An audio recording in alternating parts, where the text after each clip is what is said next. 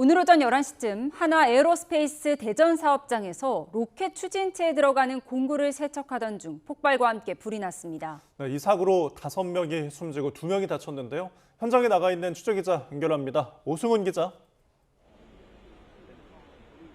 네, 한화 에어로스페이스 대전 사업장에 나와 있습니다. 네, 지금 현장 상황 어떻습니까? 네, 폭발 신고가 접수된 건 오늘 오전 11시쯤입니다. 폭발로 인해 화재가 발생하면서 소방당국은 대응 1단계를 발령했고 화재는 2시간 10분 만에 마무리됐습니다.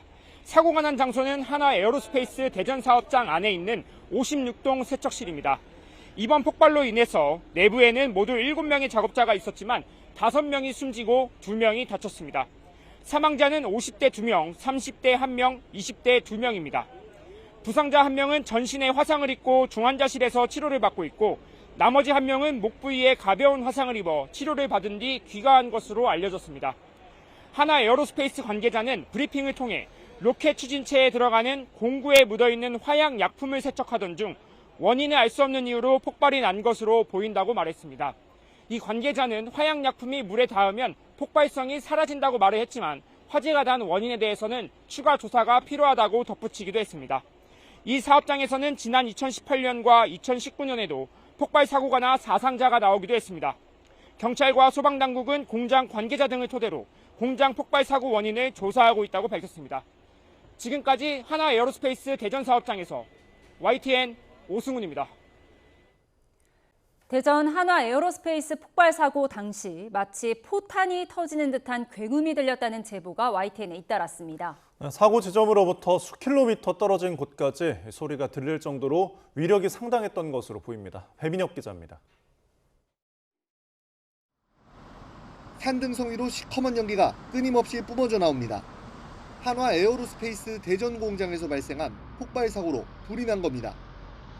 사고 직후인 오전 11시쯤 소방당국에는 폭발음이 들렸다, 연기가 많이 난다는 등의 신고만 30건이 넘게 접수됐습니다. 비슷한 시간대 YTN에도 주변에서 굉음이 들렸다는 제보가 잇따랐습니다. 폭발이 한 3번 무슨 쾅쾅쾅 소리가 집에 있는데 나가지고 뭐 무슨 소리지? 하고 봤더니 저희 집 뒷베란다 쪽에서 보니까 거기 까만 연기가 이렇게 위로 올라오고 있더라고요. 폭발이 발생하고 이어 검은 연기가 하늘을 뒤덮기까지 채 몇 분이 걸리지 않았습니다. 분명히 방금 전까지는 그 하늘이 깨끗했었는데 잠깐 고개를 돌리니까 하얀 연기가 피어오르더라고요. 폭발음의 위력은 수킬로미터 떨어진 곳에서도 들릴 정도로 상당했습니다. 폭탄 터지듯이 한 2-3차례 팡팡팡 크게 났거든요. 제가 있는 데서 한 6km 되려나? 그러니까 좀 울릴 정도예요. 지역이 좀 울릴 정도로. 한낮에 벌어진 대형 폭발 사고로 근처 주민들은 크게 놀랐고 결국 사상자도 잇따랐습니다. YTN 배민혁입니다. 한화 에어로스페이스 대전 사업장에서 발생한 폭발 사고와 관련해 손재일 대표이사가 머리 숙여 사과했습니다. 손재인 직원들에 대한 애도의 뜻을 전하며 사고 수습과 원인 규명에 최선을 다하겠다고 밝혔습니다. 취재기자 연결해서 자세한 내용 알아보겠습니다. 손유정 기자, 이번 사고에 대한 하나그룹의 입장 전해주시죠. 네, 손재일 한화 에어로스페이스 대표이사는 조금 전 대전 사업장 사고 현장을 찾아 피해 직원과 유가족에게 사과의 뜻을 전하며 고개를 숙였습니다. 손 대표는 무엇보다 안전해야 할 일터에서 일하는 분들의 생명을 지키지 못해 대표이사로서 무거운 책임감을 통감한다고 밝혔습니다. 어떤 말로도 가족을 잃은 유가족을 위로하지 못할 것을 잘 알아 더욱 송구스럽고 참담하다며 다친 직원들의 치료와 회복도 끝까지 책임지겠다고 강조했습니다. 또 관계 당국의 조사에 적극 협조해 사고 원인을 명확히 규명하는 한편 같은 일이 되풀이되지 않도록 근본부터 바로 잡겠다고 덧붙였습니다. 앞서 손 대표는 사고 직후 서울 본사에서 대책회의를 연 뒤 곧바로 사고 현장으로 이동했습니다. 사측은 아직 현장 확인이 어려워 구체적인 사고 원인은 파악되지 않았다고 밝혔습니다. 사고가 난 사업장은 발사체의 추진제를 씻어내는 세척 작업실로 한화 에어로스페이스 측은 해당 공정을 고위험 작업으로 인식하지 않았다고 말했습니다. 일반적으로 화약 성분이 물에 닿으면 위험성이 낮아지는데 어떤 경위로 폭발이 발생했는지 파악하고 있다고 설명했습니다. 피해 직원들은 한화 에어로스페이스 대전 사업장 생산팀 소속으로 확인됐습니다. 숨진 직원 가운데 계약직 근로자는 2명 포함된 것으로 파악됐습니다. 지금까지 경제부에서 전해드렸습니다. 6월 지방선거와 재보궐선거를 이틀 앞두고 민주당과 국민의힘은 총력전에 나서며 서로를 심판해야 한다고 공방을 펴고 있습니다. 다만 대전 한화 에어로스페이스 폭발 사고 이후에는 여야 모두 현장 유세를 일시 중단했습니다. 서울시청 YTN 특별 스튜디오로 가보겠습니다. 임성재 기자. 네, 서울시청 특별 스튜디오입니다. 네, 선거 유세 중단 전에 여야의 움직임과 메시지 정리해 주시죠. 민주당은 오늘 오전 6시를 기해 이 선거가 끝나는 모레까지 60시간 상황실 비상가동 체제를 운영하기로 했습니다. 전 당원에겐 행동 수칙이 전파됐는데요. 이 마지막 순간까지 긴장감을 유지하고 자만하거나 오만하게 비칠 수 있는 부적절한 언행과 행동을 철저히 경계하자고 주문했습니다. 오전 캐스팅보트 충청에서 현장 선대위를 연 정청래 대표는 전직 대통령들을 동원한 국민의힘 유세를 거듭 비판하며 이번 선거를 이재명 대통령에게 힘을 실어주는 선거라고 규정했습니다. 정 대표 발언 들어보겠습니다. 감옥 3인방들이 이재명 대통령을 부정하고 흔들고 있습니다. 내란의 잔부를 제거해야 합니다. 국민의힘은 남은 시간 동안 사생결단 총력 체제에 돌입하겠다고 맞불을 놨습니다. 광역단체장을 포함한 각 지역 후보가 선거가 끝나는 마지막 순간까지 철야 선거운동 등을 펼치겠다고 예고한 건데요. 이번 선거에서 투표로 경고하지 않으면 이재명 정권의 광란의 폭주를 2년 동안 더 지켜봐야 하기 때문이라고 강조했습니다. 비교적 약세 지역으로 꼽히는 제주에서 시장 유세를 벌인 장도혁 대표 역시 정권 심판론을 꺼내들며 지지를 호소했습니다. 관련 발언 들어보겠습니다.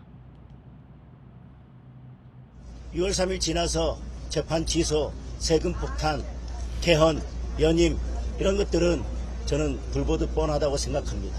오만함에 대해서 반드시 엄중한 심판을 해주십시오.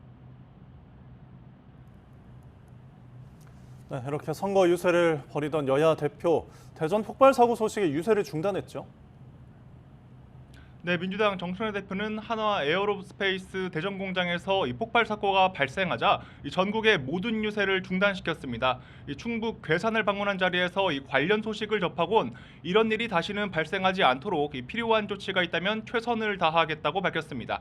이에 따라 민주당 후보와 캠프엔 로고송 사용이나 율동을 금지하고 유세를 중단하란 긴급 지시가 전파됐습니다. 정 대표 본인도 충청 일정 이후 기존에 예정돼 있던 울산 유세 등을 취소하고 대전으로 향하고 있습니다. 장도혁 대표도 전국의 국민의힘 후보와 선거 캠프에 로고송 사용과 율동을 자제하고 차분한 선거운동을 하라고 긴급 지시했습니다. 또 정부와 관계당국이 가용한 역량을 총동원해 인명구조와 사고수습에 만전을 기해달라고 요청했습니다. 제주 유세 일정 중 관련 소식을 접한 장 대표는 이후 남아있던 유세를 전부 취소했는데 오늘 저녁 대전을 방문할 예정입니다. 당 차원에선 또 각 후보와 캠프에 국민 상식에 어긋나는 언행에 극도로 유의해달라고 강력히 당부했습니다. 네, 대전에서 난 사고지만 서울 등 이외 지역 후보들도 유세를 잠정 중단했죠. 네, 민주당 정원호 서울시장 후보 역시 유세 일정을 잠정 중단했습니다. 구로 유세 중 사고 소식을 듣고 결단한 건데요. 거듭 피해가 없길 간절한 마음으로 기원한다고 말했습니다. 국민의힘 오세훈 후보도 빠른 구조와 화재 진압이 최우선이라며 율동과 로고송을 전면 금지하고 유세는 차분하고 조용한 일정으로 진행하겠다고 밝혔습니다. 실제로 안타까운 사고에 깊은 애도를 표한다며 예정돼 있던 기자간담회 등을 잠정 연기했습니다. 이런 가운데 이명박 전 대통령은 오전에 정원호 후보의 정치적 기반인 성동구 서울숲을 찾아 오세훈 후보를 측면 지원했습니다. 이 전 대통령은 서울숲을 만들 때 정치적으로 너무 반대가 많았지만 결국 해놓고 나니 서울 시민에게 좋은 공헌이 됐다며 정 후보를 집중 견제했습니다. 현재 민주당은 이 전 대통령 등을 동원한 국민의힘의 선거전을 역사의 후퇴로 규정하고 맹비난하고 있는데요. 제1야당의 전략이 중도층 등엔 어떤 영향을 미칠지 정치권 관심이 집중되고 있습니다. 지금까지 서울시청 특별 스튜디오에서 YTN 임성재입니다. 코스피가 8,700대 후반으로 종가 최고치를 경신하면서 9,000피에 한층 더 다가가고 있습니다. 특히 이번 주 예정된 젠슨 황 엔비디아 CEO의 방문은 우리 증시에 호재로 작용할 것으로 보입니다. 자세한 증시 상황 취재기자 연결해서 알아보겠습니다. 네, 김세우 기자, 우리 증시 상황 정리해 주시죠. 코스피가 3.68% 오른 8,788로 장을 마치며 종가 최고치를 경신했습니다. 장 초반부터 급상세를 이어가는 코스피는 8,800대를 돌파하며 장중 최고치를 이어가기도 했습니다. 장 막판에 조정을 거치면서 8,700대로 마무리하며 일단은 숨고르기에 나선 모습입니다. 코스피는 장 출발부터 급등세를 보였는데 오전 11시 반 5분 동안 프로그램 매수 호가 효력이 정지되는 매수 사이드카가 발동되기도 했습니다. 코스피 시가총액도 사상 처음 7천조 원을 넘어섰습니다. 코스피 대장주인 삼성전자는 10.9% 급등한 34만 9천 원, 사상 첫 34만 원대로 거래를 마친 가운데 시총도 2천조 원을 넘었습니다. 장 초반 하락했던 SK하이닉스도 상승세로 돌아서며 236만 3천 원을 기록했습니다. 눈에 띄는 것은 LG전자의 약진입니다. LG전자는 전 거래일보다 무려 29.86% 오른 38만 500원으로 거래를 마무리했고 네이버도 급등세를 보였습니다.